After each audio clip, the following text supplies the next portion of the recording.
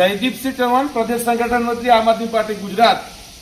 ખૂબ દુઃખ સાથે કહેવું પડે છે, ખાસ કરીને મેઘરજ અને અરવલ્લી જિલ્લાના તમામ મહાન અધિકારીઓને અને અરવલ્લી જિલ્લાની સામાન્ય પ્રજાને.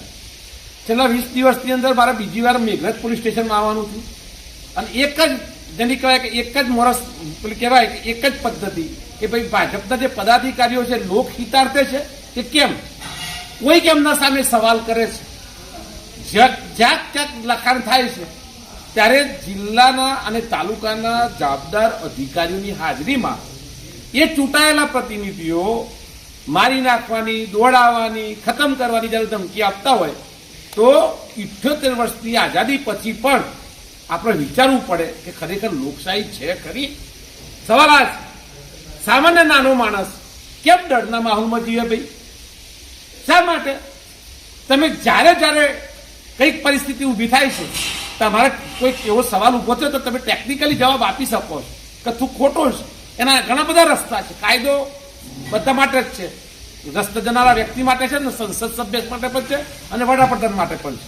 ક્યાંક તમને સવાલ ખોટો પડ્યો તો તમે એ રીતે જવાબ આપો ને. ડાયરેક્ટ મારવાની, કૂટવાની ને જેને કહેવાય કે નાગા કરીને ઘોડીને આ જે શબ્દો વાપરો છો એ કદાચ હાસ્યાસ્પદ છે અને શરમજનક છે. મારે તો એટલી જ વાત છે કે આજે ભાઈ મહેશ બારિયાની સાથે અમે ઊભા છીએ, આવનારા સમય પણ ઊભા રહીશું, પણ આ રીતે સત્તા ભોગવી ન શકાય.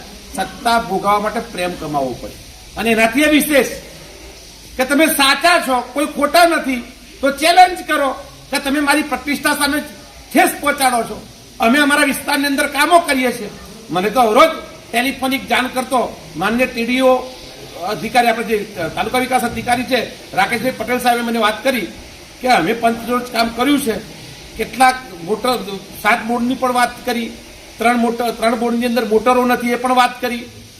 ક્યોંકની ક્યોંક એમને પણ સ્વીકાર્યું છે કે હા શૌચાલય બન્યું છે, તપાસ ચાલુ છે. અમે આગળ પણ ટીડીઓ સાહેબને સંપર્ક કરીશું કે ખરેખર એમાં પ્રોગ્રેસિવ રિપોર્ટ શું છે.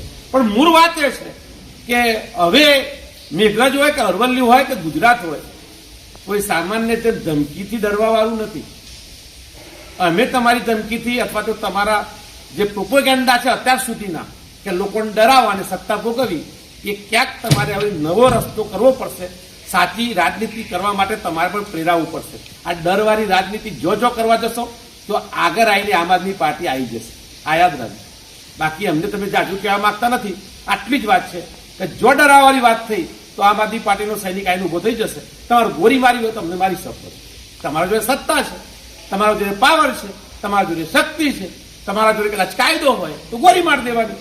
બાકી હવે મેઘરજ તો ઠીક, પણ ગુજરાતના એક પણ નાગરિકને ડરાવવાની કોશિશ કરી છે તો હું આમ આદમી પાર્ટીની વતીથી કહું, એ સામાન્ય જન માટે આમ આદમી પાર્ટી જે એના માટે મૂળભૂત રીતે બનેલી છે એ એના માટે તૈયાર છે. જય હિન્દ, જય ભારત.